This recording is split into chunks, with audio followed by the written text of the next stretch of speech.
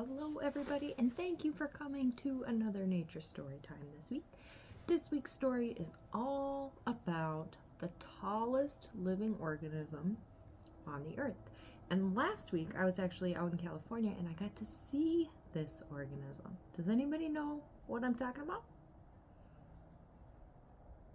So the tallest living thing on earth is a type of tree, and that type of tree is called a redwood. So our story today is going to be all about the redwoods, and I should have brought this book with me last week to read in California, but I didn't think to do that.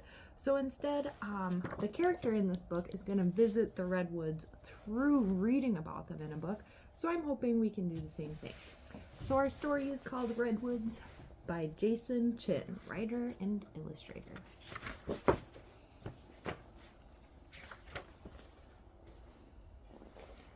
Ooh, here he is finding the book, and if you notice, that book looks very similar to the one we're reading.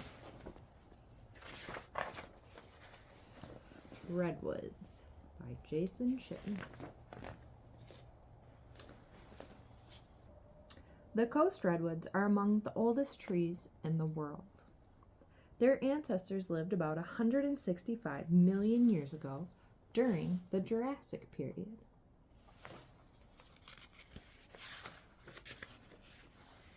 One tree can live for more than 2,000 years, which means there are trees alive today that first sprouted during the Roman Empire. So as our character's reading this book, he's getting so into it, he's imagining it coming to life. Here are some people from the Roman Empire. Redwoods have shallow root systems that travel more than 100 feet from the tree. They help the tree stand, and they need all the help they can get because they are the tallest living things on the planet. Redwoods regularly grow to be more than 200 feet tall. Whoa. A redwood trunk can be 29 feet in diameter at its base. That's so wide that a tunnel can be cut in it big enough for a car to drive through it. So you can see the car going through. I've done this before. It's pretty cool to drive through a tree. Amazingly, such a tall tree starts from a seed about the size of a tomato seed. And if you've ever seen a tomato seed, they're super tiny. They're kind of even hard to see. A 1-inch long cone that houses the seed falls to the ground, and if the conditions are right, the tree will sprout. With enough light and water, a redwood sapling can grow fast, up to 2 feet per year.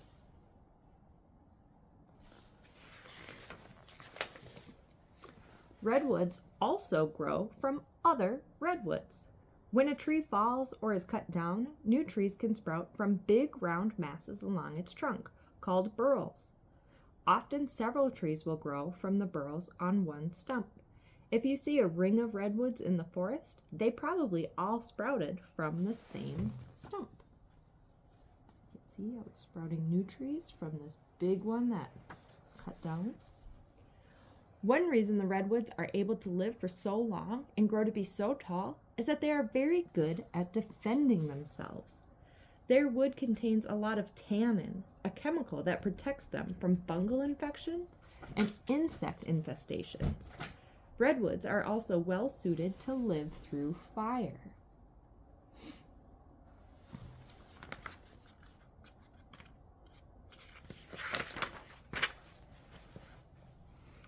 If there is a fire, their extremely thick bark shields them from the heat, just like the heat-resistant tiles on the space shuttle.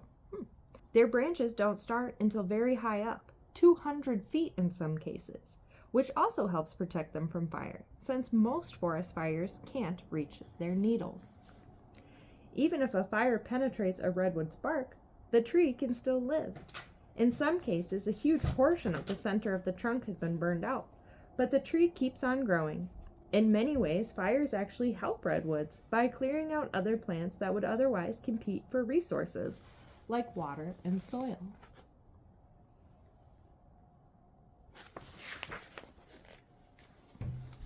Coast redwoods need a lot of water to grow as tall as they do, and the area in Northern California where they live is perfect. It's a rainforest. The air is cool and damp, and the land is often covered in a thick fog. It takes a long time for water to travel all the way from the roots to the top of the redwood, and the fog helps the trees by preventing them from losing moisture to evaporation. In addition, the needles of a redwood can absorb moisture straight from the air. So here where we live, our trees are getting water from the ground and their roots, but even their needles can get water. That's pretty cool. In the late summer, when there is much less rainfall, redwoods have an ingenious way of collecting water. They make their own rain. When the fog rolls in, it condenses on the redwood's needles, and whatever moisture isn't absorbed then falls to the ground to be soaked up by the tree's roots. Other plants that live at the base of a redwood tree use this artificial rain as well. So not only do the redwoods water themselves, they water all the plants around them.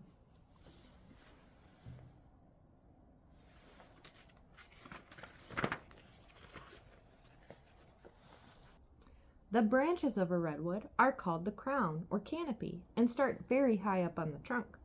To study redwood crowns, scientists have to climb into them, and this is not easy.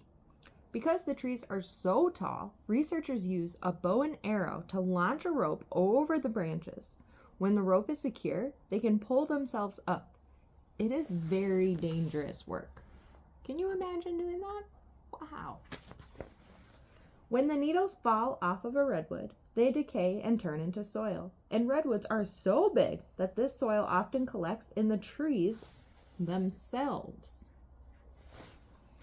Soil that collects in the branches of a tree or in its crevices on its trunk provides a home for other plants. Plants that grow on the redwoods are called epiphytes. The most common epiphytes found in redwoods are ferns. In one tree, researchers found masses of ferns estimated to weigh more than 1,600 pounds. That's heavier than a full-grown polar bear. Whoa.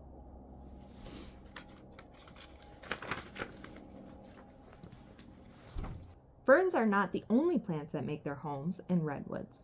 Mosses, fungi, bushes, and even trees grow in the redwood canopy. Researchers have found a wide variety of trees high above the ground, including hemlocks, spruces, firs, oaks, and California bays. In one redwood, researchers found a California bay tree growing out of a knothole over 300 feet from the ground. Let's see them up exploring. That's pretty awesome. In addition to plant life, scientists have found many animals living in the redwood canopy, including flying squirrels, beetles, earthworms, centipedes, spiders, salamanders, and yellow banana slugs. Some animals, like red tree voles, live their whole lives in the treetops and never see the ground.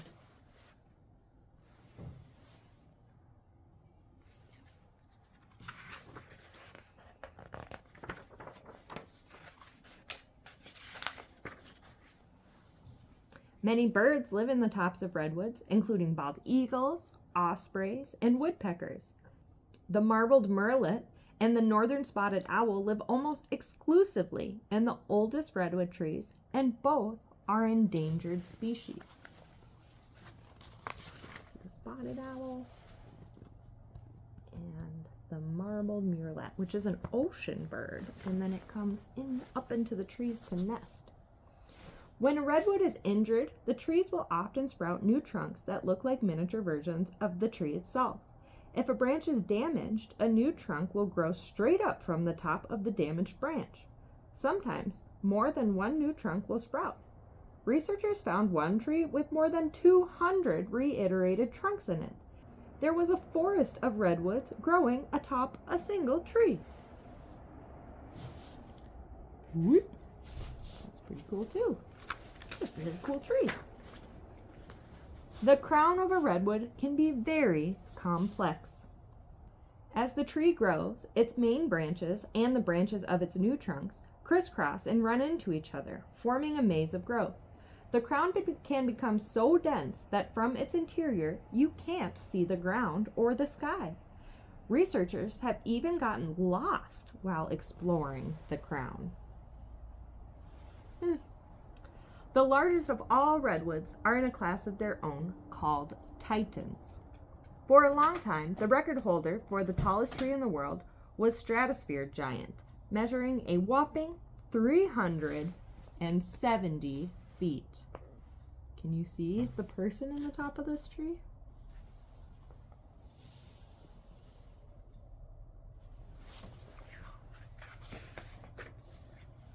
But that record was broken in the summer of 2006 when researchers discovered Hyperion, a giant coast redwood rising 379.1 feet from the ground, and it's still growing.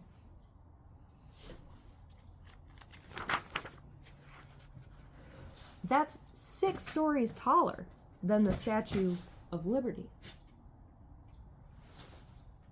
It's taller than a 30-story skyscraper.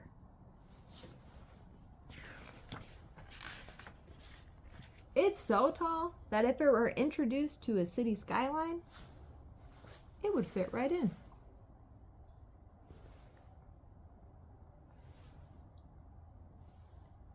So we see him setting the book down, and he's leaving the book and running off. Somebody else is picking up this very book, entering the world of the magical Redwood Forests through a picture book. At the end of our book here, it says, well, it gives us a little diagram of the tree, but it also says redwoods in danger. The coast redwood used to be found all over North America. After the last ice age, the climate of North America changed, and the habitat conducive to redwood forests shrank. Now they are found only in a small strip of coastline stretching from central California to southern Oregon. In the last 200 years, this forest has shrunk even more because of human activity. Redwood lumber is very valuable because of its height, tannin content, and resistance to harmful bugs such as termites. Since large-scale logging began around 1850, more than 95% of the original redwood forests have been destroyed. When the redwoods go, much of their environment goes too. Many plants depend on them for water in the summer, and many animals live nowhere else but in their canopy. Old-growth forests, those forests that have been around for thousands of years and are home to the tallest trees in the world, have ecosystems that are especially fragile. Animals such as the red tree vole, spotted owl, and marbled murrelet only live in old-growth forests. When a forest of this age disappears, it could be another 1,000 years before it comes back.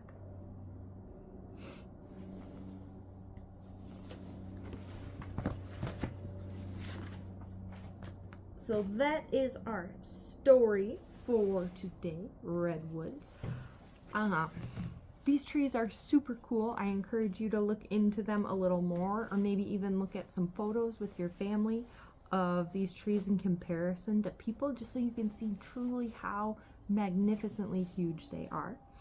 I will put some resources for you down below about trees, but maybe go out and take a hike around you and see if you can appreciate the different sizes of our trees. What's the smallest tree you can find, and what's the biggest tree you can find? Maybe biggest is in diameter around the trunk, or maybe that means the tallest. So check out your trees around you this week, and we'll see you again soon for another story time. Bye-bye.